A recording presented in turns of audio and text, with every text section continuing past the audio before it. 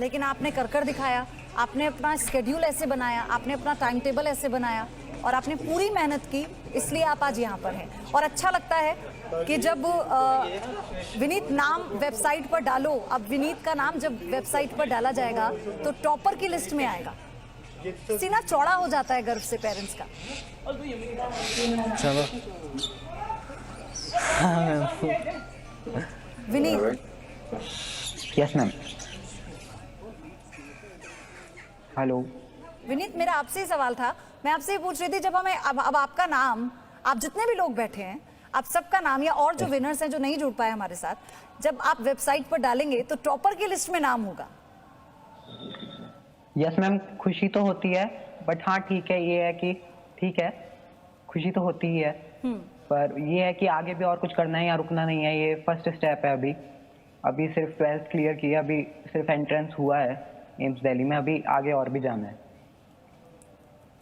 बिल्कुल।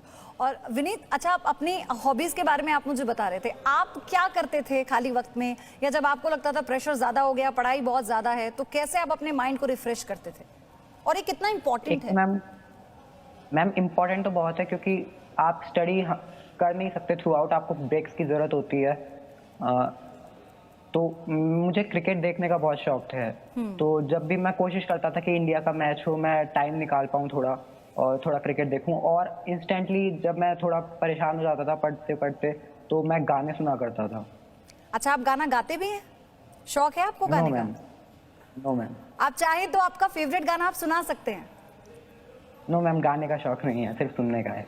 अच्छा, लेकिन अभी तो आईपीएल चल रहा है, अब आपका रिजल्ट भी आ चुका है, तो रिलैक्स होकर आईपीएल देख रहे होंगे आप। Yes ma'am. आपकी फेवरेट टीम कौन सी है? आरसीबी।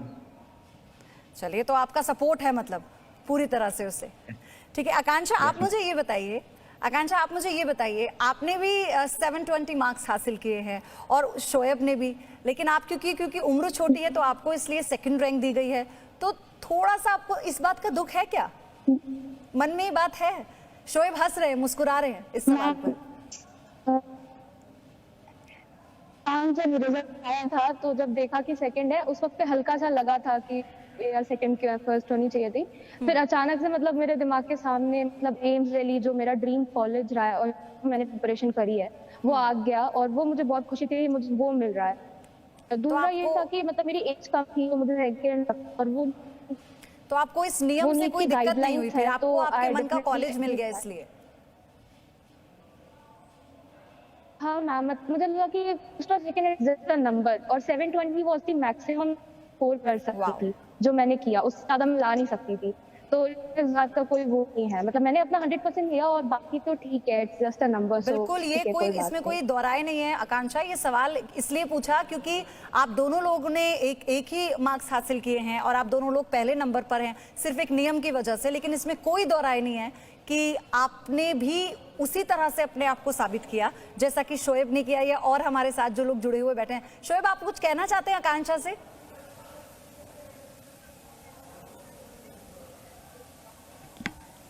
मैं आकांक्षा को कॉन्ग्रेचुलेट करना चाहूँगा, और मैं यही कहना चाहूँगा कि हम दोनों को ही रैंक 1 डिक्लेयर करना चाहिए था, लेकिन ठीक है, अब जो रोल है सो है। अच्छा, तो आप मुझे बताइए शोएब, आप पेंटिंग के अलावा क्या आप सिंगिंग का या गाने सुनने का शौक रखते हैं? नहीं, जैसा कि मैंने बोला, मैं यूट्यूब के वीडियोस देखता था और कभी कभी बहुत टाइम मिले तो मूवीज़ देखता था। और आकांक्षा, आपकी क्या हॉबीज हैं? मैम, मुझे गाने सुनना बहुत पसंद है, तो मैं गाने बहुत सुनती थी, और उसके अलावा मतलब जब भी फ्री टाइम होता था तो मैं अपने फ्रेंड्स के साथ डिस्कशन कर लेती थी किसी टॉपिक पे। और अदरवाइज मतलब संदीप माहेश्वरी सर है, यूट्यूबर है, तो मैं उनकी वीडियोस देखती थी, और मैं नरेंद्र मोदी जी से भी बहुत इंस्पायर्ड हूँ, तो उनकी भी मैं वीडियोस यूट्यूब पे देखती थी। तो इन लोगों को मैं सुनती थी और गाने सुनती थी, यही चीजें मैं करती थी फ्री टाइम में। तो आपको प्रधानमंत्री के बारे में सबसे अच्छी बात क्या लगती है? मैम, उनका एक स्टेटमेंट है, उन्होंने कहा हुआ है कि मैं कुछ करने में विश्वास रखता हूँ, कुछ बनने में नहीं। उनकी ये जो स्टेटमेंट वो मुझे बहुत ज़्यादा इन्फ्लुएंस करती है। मतलब मुझे भी लगता है कि मेरे लाइफ का भी गोल यही है कि हमेशा जो भी आप कर रहे हो उसमें अपना 100% एफर्ट दो। ये मत सोचो कि मुझे यहाँ पे पहुंचना है, ये बनना है, वो अपने आप हो जाएगा, एज अ कंसिक्वेंस वो हो जाएगा। तो आप रास्ते पे ध्यान रखो तो मंजिल आपको अपने आप मिल जाएगी। और अगर आप रास्ते पे ध्यान रखोगे तो आपको मतलब ज्यादा टेंशन भी नहीं होगी और आपको प्रेशर भी फील नहीं करना पड़ेगा। तो ये मतलब बात मुझे आपको उनकी बहुत अपने पसंद अपने है। रास्ते को और तय दूसरा करना होगा और आपको ये तय करना होगा कि आपकी मंजिल कहाँ है। अगर आप उसी दिशा में बढ़ते हैं तो कोई नहीं रोक सकता आपको मंजिल हासिल करने से, मंजिल तक पहुंचने से। आप देखिए जोश से लबरेज हैं ये टॉपर्स, कितना अच्छा लग रहा है इनके अनुभवों को सुनकर। मनित, आप अपने बारे में बताइए। आप अपनी हॉबीज का जिक्र जब कर रहे थे तो आपने बताया कि आपको भी क्रिकेट का बहुत शौक है, आप खाली समय में क्रिकेट देखते हैं। तो इसके अलावा आपने कैसे अपनी चीजों को मैनेज किया? अपने टाइम टेबल के बारे में भी बताइए ताकि हमारे दर्शक जान पाएं, हमारे युवा दर्शक खास तौर पर। और कोई एक ऐसी एडवाइस जो आपको लगता है कि जहन में रखनी चाहिए एग्जाम प्रिपरेशन के दौरान। मुझे नॉवेल पढ़ने का काफी शौक था, तो मैं हर दिन एटलीस्ट 15-20 मिनट नॉवेल, नीट के एक दिन पहले भी नॉवेल पढ़ता रहता था। मतलब उसका बहुत शौक था और साथ ही साथ थोड़ा स्केचिंग और वो सब भी थोड़ा कर लेता था मैं। तो किताबें पढ़ते हैं आप बहुत ज्यादा? हाँ, मुझे नॉवेल्स का पहले से ही काफी शौक था। आपका फेवरेट नॉवेल कौन सा है?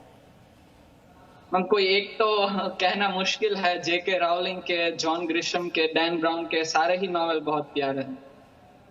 अच्छा, अब आप आगे को लेकर, अपने भविष्य को लेकर, हालांकि आपने वो जो सफलता हासिल की है, आपको लगता है कि अभी तो परिश्रम खत्म नहीं हुआ है, अब तो और मेहनत करनी होगी आगे चल के, यहाँ यहीं पर सब कुछ हासिल नहीं हो गया?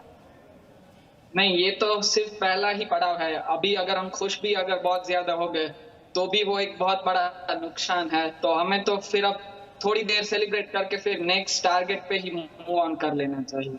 नेक्स्ट टारगेट पे। पृथ्वीराज, आप मुझे बताइए कि अब आगे के लिए तैयारी कैसी होगी? आगे के लिए प्लानिंग में क्या बदलाव करने वाले हैं आप? आगे तो कॉलेज में जाने वाले, तो वहाँ पे सीनियर्स का सपोर्ट होगा और जो प्रोफेसर्स बताएंगे उसका करना पड़ेगा। और नए नए बायो को और अच्छे से जानने का मौका मिलेगा, ह्यूमन बॉडी के बारे में जानने को मिलेगा, तो उसके लिए एक्साइटेड हूँ। और बहुत सारे तो टेक्निकल टर्म्स ऐसे होते हैं कि शायद आम लोगों को समझ में भी नहीं आते। शोएब, आपने कहा था कि आप ऐसी दवा बनाना चाहते हैं, उन बीमारियों की दवा जिनका अभी तक इलाज नहीं मिल पाया है और लोग उनसे बहुत परेशान हैं। मुझे एक छोटा सा ब्रेक लेना है, आप सब मेरे साथ जुड़े हुए हैं, तो ब्रेक से जब मैं वापस लौटूंगी तो मैं यही जानूंगी आप सबसे कि आप क्या करना चाहते हैं आगे चल के। क्या आपके मन में कुछ ऐसा करने की और इच्छा है जो अभी पूरी होनी बाकी है?